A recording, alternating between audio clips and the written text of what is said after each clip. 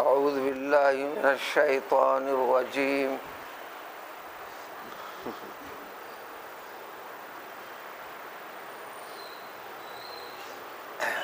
إن الذين آمنوا وهاجروا وجاهدوا بأموالهم وأنفسهم في سبيل الله والذين آووا ونصروا أولئك بعضهم أولياء بعض والذين آمنوا ولم يهاجروا ما لكم من ولايتهم من شيء حتى يهاجروا وإن استنصروكم في الدين فعليكم النصر إلا على قوم بينكم وبينهم ميثاق والله بما تعملون بصير۔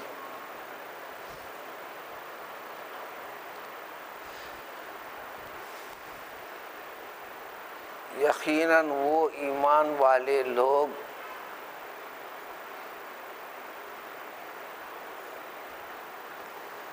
جنگ بدر کے پس منظر میں تفصیل ہے۔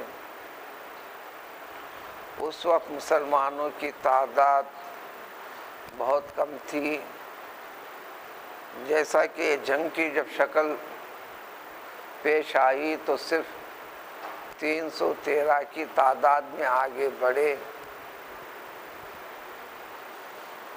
مدینہ شہر میں اس کے علاوہ بھی چند اور تھے، لیکن جو جنگ بدر میں شریک ہوئے تھے ان کی حیثیت کیا تھی؟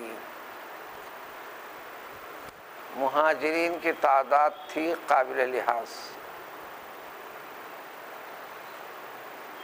لفظی اعتبار سے، معنی کے اعتبار سے مہاجر کہتے ہیں ایک مقام کو چھوڑ کر دوسرے مقام کو منتقل ہو جانا، لیکن یہاں شریعت میں، اسلام میں جو مہاجر ہے، اللہ کے حکم کی اتباع میں دین کو باقی رکھنے کے عنوان سے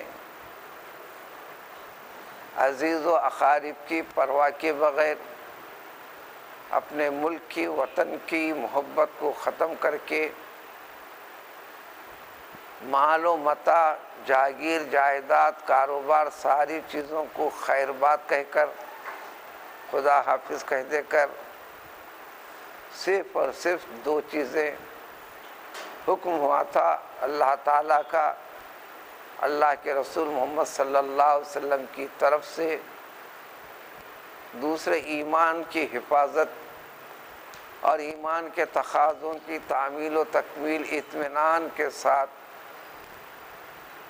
اللہ تعالیٰ کے حکم کی اتباع کرتے چلیں، اس کے سوا کوئی دوسرا مقصد نہیں تھا۔ قیامت تک بھی جن کو ایمان اور اسلام پر باقی رہنے کا حکم ہے، پابندی ہے، یہی عنوان ہے، یہی سبجیکٹ ہے انسان کی زندگی کا۔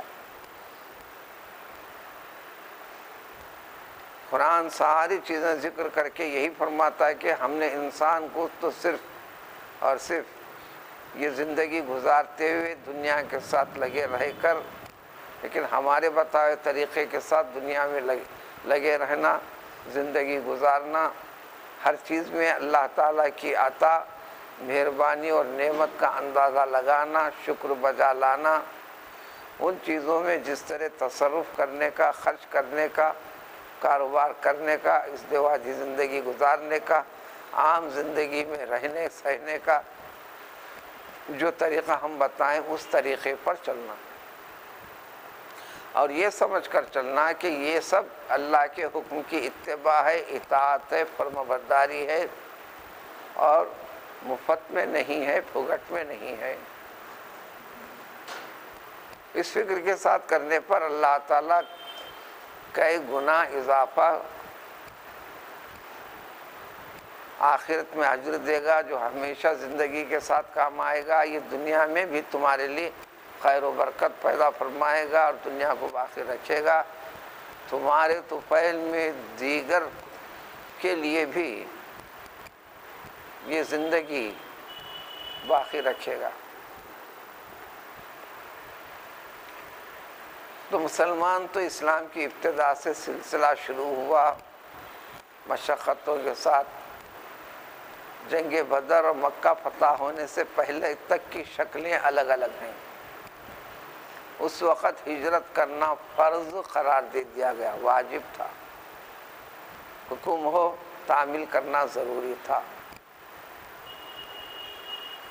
اور ایمان کا امتحان تھا. تو لہذا وہ مومن کا درجہ کوئی بات میں آنے والا مومن پا نہیں سکتا. ان کے لیے اللہ تعالیٰ نے خصوصی احکام نازل فرمائے تھے، انہی کا ذکر ہے آج کی اس آیت میں. یقیناً وہ ایمان والے جنہوں نے ہجرت کی، اس وقت کی بات ہے، آج بھی اس وقت بھی یہ چیز ہے بالواسطہ. دنیا کے طول عرض میں کسی بھی ملک کے اندر بحیثیت ایمان، بحیثیت اسلام، بحیثیت احکام اسلامی عمل کرنا دشوار اگر ہے تو آپ اپنے قیام کے مقام سے کسی بھی جگہ، بھلے وہ 1 فٹ ہوتا کیوں نہیں، بھلے وہ 1 میل ہوتا کیوں نہیں، بھلے 1000 میل ہوتا کیوں نہیں، بھلے 1,00,000 میل ہوتا کیوں نہیں، ایمان پر قائم اور باقی رہنے کے لیے اطمینان و سکون کے ساتھ آپ کے لیے اور اپنی زندگی کی ہر چیز ایمان کو باقی رکھنے اور ایمان کی اتباع فرمانبرداری کے مظاہرہ اللہ کی مخلوق کے سامنے پیش کرنے اور جو جدوجہد ہو سکتی کرنے کی اگر سہولت ہے تو اس عنوان سے ہجرت کے یہ معنی مطلب برابر قائم اور باقی ہے. اس میں سب سے بڑا اجر ہے. یہاں کی آیت میں وہ لوگ جو ایمان کے بعد جو ہجرت کیے اور پھر حکم کی اتباع میں جہاد کیا، کوشش کی اور اس میں جہاد کیا، اپنے مالوں کو لگا دیا، آخر کر اپنے نفس کو، جان کو بھی لگا دیا اللہ کی راہ میں. یہ ایک لوگ ہیں. لیکن وہ اس کے بعد والے مسلمان اور وہ لوگ جو ہجرت کر کے نکل کر جس مقام پر پہنچ رہے ہیں، وہاں کے لوگ یہ ہجرت کر کے آنے والوں کو جنہوں نے ان کو پناہ دیا، ٹھکانہ دیا، ہجرت کر کے آنے کے بعد رسول اکرم صلی اللہ علیہ وسلم نے ایک مواخات، اخن مانے بھائی، مواخات ایک دوسرے میں بھائی بھائی کا رشتہ پیدا کر دیا. ایک ملک میں رہتے ہیں اس اعتبار سے ایک بھائی بھائی ہیں، ایک جماعت میں رہتے ہیں اس اعتبار سے یہ بھائی بھائی ہیں. یہ اخن کا مطلب بڑا گہرا ہے. ایک باپ کے اولاد ہیں، بھائی بھائی ہیں. ایک محلے کے افراد ہیں، یہ بھائی بھائی ہیں.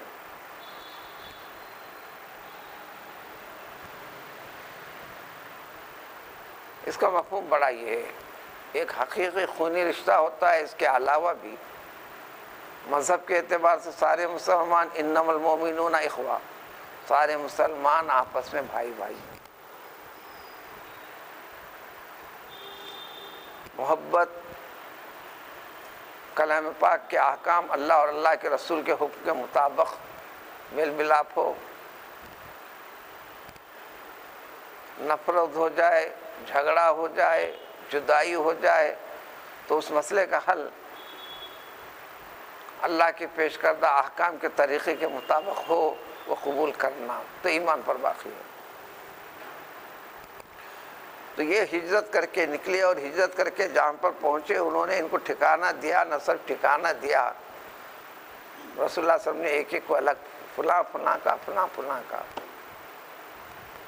جب بن گئے بھائی، وہ جو مرتبے کا تھا زندگی میں، کاروبار میں، معاملات میں، مال و متاع میں، پیسے میں، برابر برابر حساب کر کے آدھا آدھا دونوں میں تقسیم بھی کر دیا گیا.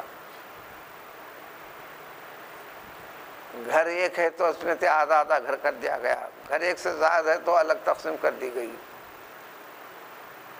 ایک سے زائد بیویاں اگر ہے تو مہاجرین کو اختیار دے دیا، اسلامی رشتے سے بننے والے بھائی نے اپنی بیویوں کو لا کر سامنے ٹھہرا دیا، اس میں سے تمہاری نظر جس کے اوپر اچھی لگتی ہے اشارہ کر دو، پھر طلاق دے کر ان کے رشتے میں بھی اپنی بیویوں کو بھی تقسیم کر دیا گیا۔ بعض صحابہ نے اس کو قبول نہیں کیا، جد و جہد کے، محنت کے، لیکن اخوت کو، رشتے کے اوپر قائم رہے۔ یہ رشتے کی انتہا کہاں تک ہوئی اس آیت میں؟ اس طرح جنہوں نے پناہ دیا اور مدد کی ان کی، اللہ تعالیٰ فرماتے ہیں یہ آپس میں ایک دوسرے کے ولی ہیں، یعنی وارث ہیں۔ حقیقی رشتے سے کوئی مرتا ہے ان میں سے قریبی رشتہ دار کو وراثت ملتی ہے، لیکن یہ فتح مکہ تک کی یہ چیز تھی، یہ کیفیت تھی۔ کوئی مہاجر مر جاتا تو اس کا معلوم ہوتا جو کچھ ہے، جو اس کا بھائی بڑا تھا انہیں حقدار تھا۔ اسی طرح وہ انصاری مدینے والا شخص مر جاتا تو اس کے جو اسلامی اخوت میں جو مہاجر تھا اس کی وراثت کا پورا مالک انہیں ہوتا تھا۔ عزیز و اقارب کو الگ کر دیا تھا اللہ تعالیٰ نے۔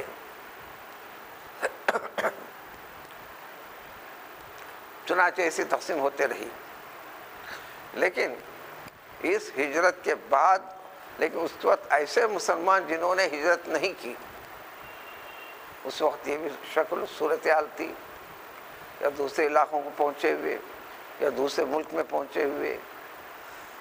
ہاں، وہ ایمان والے جنہوں نے ہجرت نہیں کی ان کو ذری برابر بھی وراثت ایک دوسرے کی نہیں ملے گی، خونی رشتے کا معاملہ الگ ہے۔ ہاں، اس حق میں پہنچنا ہے تو ان کو بھی ہجرت کرنا پڑے گا۔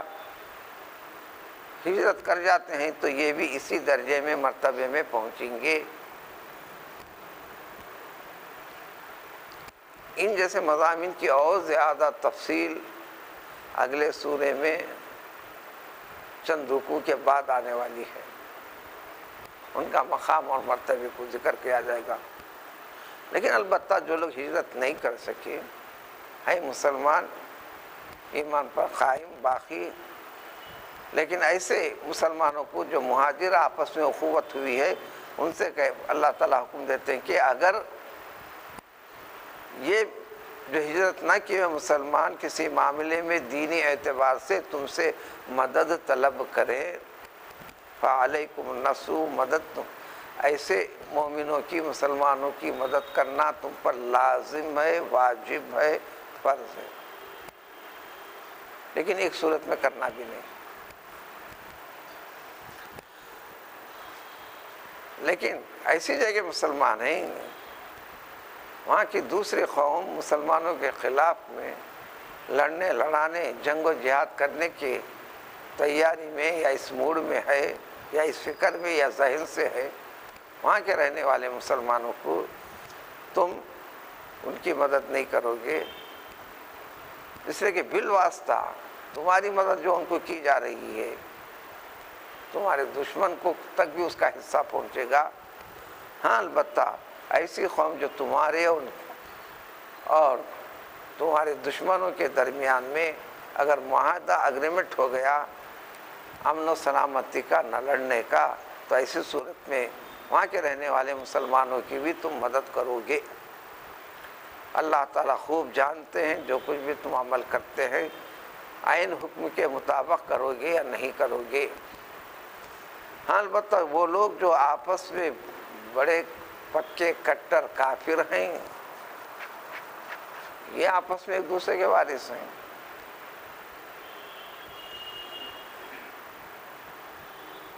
اللہ تفعلوہ تکن فتنۃ، یہاں تمہارا قریبی رشتہ دار فلاں فلاں کچھ بھی ہو لیکن وہ مسلمان نہیں ہے تو وراثت کے مال کا ایک پائی بھی ان کو نہیں پہنچے گا، تو قانونی ہے۔ وراثت کی تقسیم کے لیے مذہب کا ایک ہونا ضروری ہے اور ملک کا بھی ایک ہونا ہے۔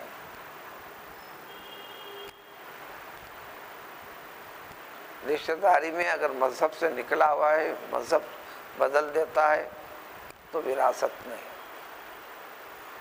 ایک غیر مسلم مسلمان بنتا ہے، مسلمان بننے کی وجہ سے اس کا خاندان مسلمان نہیں بنا تو اس کے خاندان کے چاہے ماں کی یا بھائی کی یا باپ کی جاگیر جائیداد ہے تو اس مسلمان کو ملیں گی نہیں، جو کہ ہندو مذہب بدل کر اسلام میں آ گیا ہے۔ اسی طرح مسلمان اس سے مرتد ہو جاتا ہے یا کچھ ایسی شکل ہوتی ہے تو بھی ادھر مسلمان ماں باپ بھائی بہنوں کی جاگیر جائیداد وراثت میں اس کو کچھ بھی حصہ نہیں ملے گا۔ اسی طرح ایک فیملی ایک ملک سے دوسرے ملک کا حصہ شہریت اختیار کر جاتی ہے، شہریت مل جاتی ہے، تو پھر اس کے بھائی برادر اس شہر میں رہنے والے اس ملک میں رہنے والوں سے یہاں رہنے پر جو مل سکتا تھا وہ اس کو ملے گا نہیں۔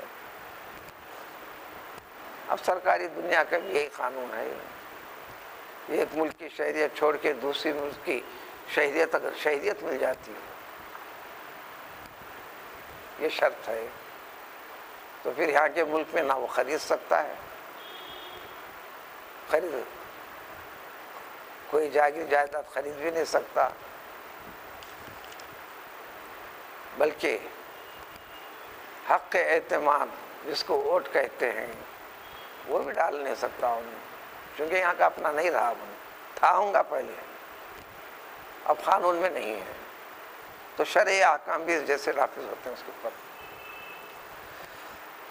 لہٰذا تم ایسا کرو گے، اگر ایسا نہیں کرو گے، کوئی دوسرا پہلو اختیار کرو گے تو دیکھو پوری زمین میں پوری دنیا میں فساد و بگاڑ پیدا ہوگا۔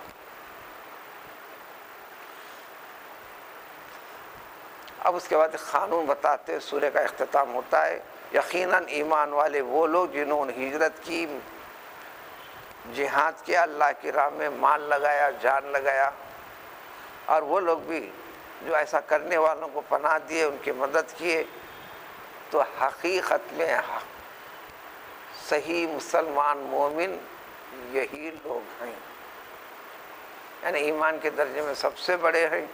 اللہ کا اعلان بھی ان کے لیے مغفرت ہے، اجر عظیم اللہ تعالیٰ عطا فرمائے، رزق کریم عطا فرمائے گا، بہت اچھی نعمتوں سے نوازے گا، وہ جو بھی شکل ہوگی۔ البتہ وہ لوگ جو ان کے بعد ہجرت کی، یعنی مکہ کے فتح ہونے کے بعد قیامت تک کے لیے جب ایسی شکل ہے، انہوں نے ہجرت بھی کی اور جہاد بھی کیا تمہارے ساتھ، تو یہ تمہارے ساتھ ہیں۔ اب وہ وراثت والے مسئلے کو پھر قانونی اس پہ بدل دیا گیا، جس کی تفصیل قرآن میں سورہ نساء میں گزری، اولو الارحام بعضهم اولی ببعض۔ اب عزیز و اقارب کی جو تقسیم ہے وراثت کی جو ہم بتا دیں، وہ اسی کے وارث ہیں، اسی کے حقدار ہیں، پھر کتاب اللہ کے اندر اللہ نے لکھ دیا ہے۔